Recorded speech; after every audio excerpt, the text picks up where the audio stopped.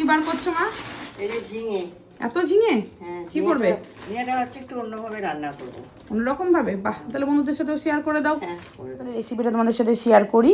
তার জন্য এখানে কড়াইয়ে প্রথমে বেশ কিছুটা সর্ষের তেল নিয়ে প্রথমে দিলাম মৌরি আর একটা কাঁচা লঙ্কা ফোড়ন। এরপর দিয়ে দিলাম কেটে রাখা আলু। আলুগুলোকে একটু লাল লাল করে ভাজা হয়ে গেলে তাতে দিয়ে দেবো 1.5 চামচ মতন আদা বাটা।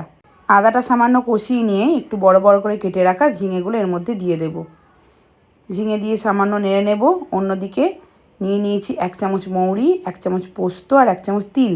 এগুলোকে একটা মিক্সিং জারে নিয়ে জল আর কাঁচা লঙ্কা দিয়ে পেস্ট করে নেব। অন্যদিকে ঝিঙে থেকে বেশ কিছুটা জল বের হবে, তাতেই কিন্তু ঝিঙেটা মোটামুটি সেদ্ধ হয়ে যাবে। একটু কমে এলে ঝিঙেটা তাতে দিয়ে দেবো ওই তিল আর পোস্তর মিশ্রণটা। ভালো করে নেড়ে নেব। এরপর দেবো স্বাদ অনুসারে নুন আর মিষ্টি। এটা একটু মিষ্টি মিষ্টি খেতেই কিন্তু ভালো লাগে, সেই বুঝে একটু মিষ্টি দেওয়া হয়েছে। এরপর এটাকে 5-6 মিনিটের জন্য ঢাকা দিয়ে দেব।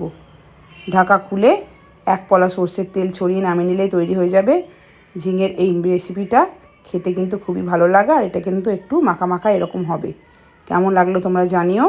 আশা করছি ভালো লাগবে। ভালো লাগলে লাইক শেয়ার কমেন্ট করো।